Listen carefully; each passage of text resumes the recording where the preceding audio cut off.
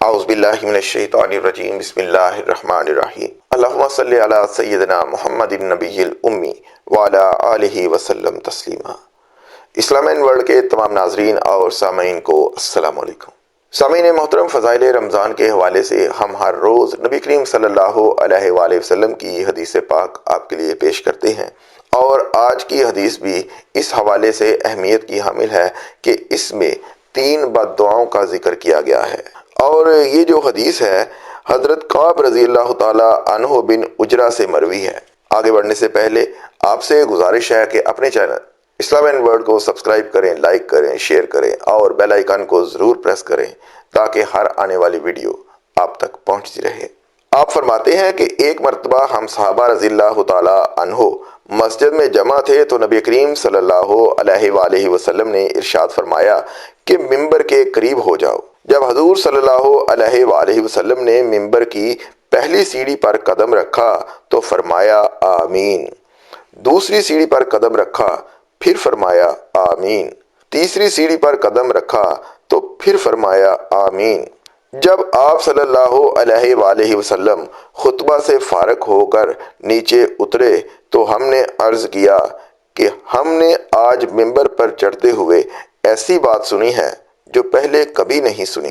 آپ صلی اللہ علیہ وآلہ وسلم نے ارشاد فرمایا کہ اس وقت جبرائیل علیہ السلام میرے سامنے آئے تھے۔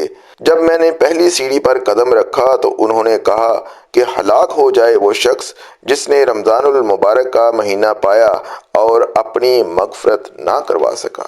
جب میں نے دوسری سیڑھی پر قدم رکھا تو انہوں نے کہا کہ ہلاک ہو جائے وہ شخص کہ جب آپ صلی اللہ علیہ وآلہ وسلم کا ذکر مبارک ہو اور وہ آپ صلی اللہ علیہ وآلہ وسلم پر درود نہ بھیجے۔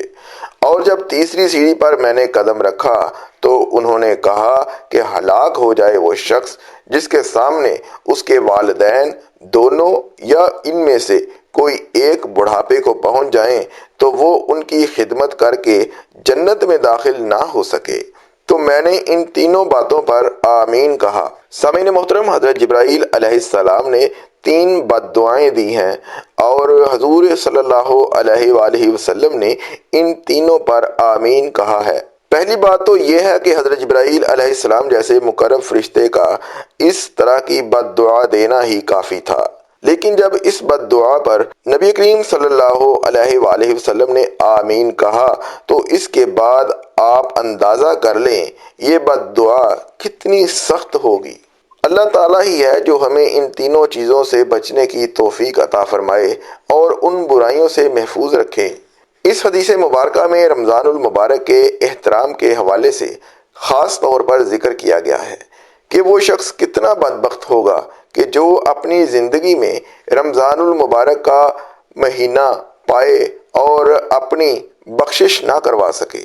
سامعین محترم، اس مہینے میں عبادت کا اہتمام کرنا، نماز تراویح کو باقاعدگی سے پورا رمضان ادا کرنا، اس کے علاوہ اپنے گناہوں کی معافی مانگنا، توبہ استغفار کرنا، لوگوں کے ساتھ حسن سلوک سے پیش آنا، یہ تمام کام ایسے ہیں جو انسان کی مغفرت کا باعث بنتے ہیں۔ اس حدیث مبارکہ میں جس دوسری بد دعا کا ذکر کیا گیا ہے اس شخص کے لیے ہے جو نبی کریم صلی اللہ علیہ وآلہ وسلم کا مبارک نام آنے پر آپ صلی اللہ علیہ وآلہ وسلم پر درود نہ بھیجتا ہو۔ اس حوالے سے بھی بہت سے احکامات ہیں، جن میں سے ایک تو یہ ہے کہ وہ شخص جو آپ صلی اللہ علیہ وآلہ وسلم کا نام مبارک سنے اور پھر آپ صلی اللہ علیہ وآلہ وسلم پر درود نہ بھیجے، اس کی مثال ایسے ہی ہے کہ جیسے وہ جنت کا راستہ بھول کر جہنم میں داخل ہونے والا ہو۔ حضور صلی اللہ علیہ وآلہ وسلم کے اپنی امت پر اس قدر احسانات ہیں کہ ہم ساری زندگی بھی نبی کریم صلی اللہ علیہ وآلہ وسلم کی سیرت کے حوالے سے کتابیں لکھتے رہیں تو بھی ہم آپ صلی اللہ علیہ وآلہ وسلم کے احسانات کا حق ادا نہیں کر سکتے۔ سامعین محترم، ہم لوگ کتنے خوش قسمت ہیں کہ ہم آقا صلی اللہ علیہ وآلہ وسلم کے امتی ہیں، اور ہم اس نبی کریم صلی اللہ علیہ وآلہ وسلم کے امتی ہیں کہ جنہوں نے اللہ کے حضور سجدہ ریز ہو کر اپنی امت کی بخشش کے لیے دعائیں مانگی ہیں۔ اور درود شریف کی تو اتنی فضیلت ہے کہ اس کے ایک مرتبہ پڑھنے سے اللہ پاک اس انسان پر 10 مرتبہ اپنی رحمت بھیجتے ہیں۔ اس کے علاوہ ملائکہ کا اس کے لیے دعا کرنا، گناہوں کا معاف ہونا، درجات کا بلند ہونا، احد پہاڑ کے برابر ثواب ملنا اور شفاعت کا اس کے لیے واجب ہونا۔ جو شخص کثرت سے نبی کریم صلی اللہ علیہ وآلہ وسلم پر درود بھیجتا ہے، وہ کاروبار کی تنگی اور رزق کی تنگی سے آزاد ہو جاتا ہے۔ یعنی درود شریف پڑھنے کی برکت سے اللہ تعالیٰ اس انسان کے مال میں اور رزق میں اضافہ کرتے ہیں، اور ہر طرح کے فقر سے وہ آزاد ہو جاتا ہے۔ درود شریف اللہ پاک کی طرف سے مسلمانوں کے لیے ایک ایسا عمل ہے جس سے دل پر لگا زنگ ختم ہو جاتا ہے اور ہمارا دل صاف ستھرا ہو جاتا ہے۔ ویسے بھی درود شریف پڑھنے والے شخص کو طرح طرح کی خوشخبریاں ملتی رہتی ہیں۔ تیسری بد دعا جو اس حدیث مبارکہ میں بیان کی گئی ہے وہ یہ کہ والدین کے ساتھ حسن سلوک سے پیش نہ آنا، ان کے ساتھ بدتمیزی کرنا، ان کو اپنے سے کم تر اور بے وقوف سمجھنا۔ ویسے تو والدین کے حقوق کے حوالے سے بھی احادیث موجود ہیں، لیکن اس حدیث پاک میں والدین کے ساتھ حسن سلوک پر خاصا زور دیا گیا ہے، اور جو ایسا نہ کر سکے اس کے لیے سخت وعیدیں بھی آئی ہیں۔ جیسا کہ فرمایا گیا ہے کہ باپ کی ناراضگی اللہ تعالیٰ کی ناراضگی ہے۔ اب کوئی بندہ ایسا نہیں چاہے گا کہ وہ اللہ کی ناراضگی مول لے۔ اس لیے کہا جاتا ہے کہ جب والدین بڑھاپے کو پہنچ جائیں، دونوں یا دونوں میں سے ایک، تو ان کو اف تک نہ کہو، ان کو مت جھڑکو، ان کے ساتھ بے ادبی نہ کرو، تکبر سے پیش نہ آؤ، ان سے بات کرتے وقت ان کا احترام ملحوظ خاطر رکھو، یعنی بات کرتے ہوئے اپنی آواز کو ان کی آواز سے بلند نہ کرو، ان کا نام لے کر نہ پکارو، اگرچہ والدین مشرک ہی کیوں نہ ہوں، ان کا احترام بھی لازم ہے۔ اگر مشرک والدین کو صحیح اور غلط میں فرق بتانا ہو تو ان سے نرمی سے پیش آؤ، اگرچہ وہ تمہاری بات کو قبول نہ بھی کریں تب بھی ان سے حسن سلوک سے پیش آؤ اور ان کی ہدایت کے لیے دعا کرتے رہو۔ سامعین محترم، جنت کے دروازوں میں سے بہترین دروازہ باپ ہے۔ اب یہ آپ پر منحصر ہے کہ اس کی حفاظت کرو یا پھر اس کو ضائع کر دو۔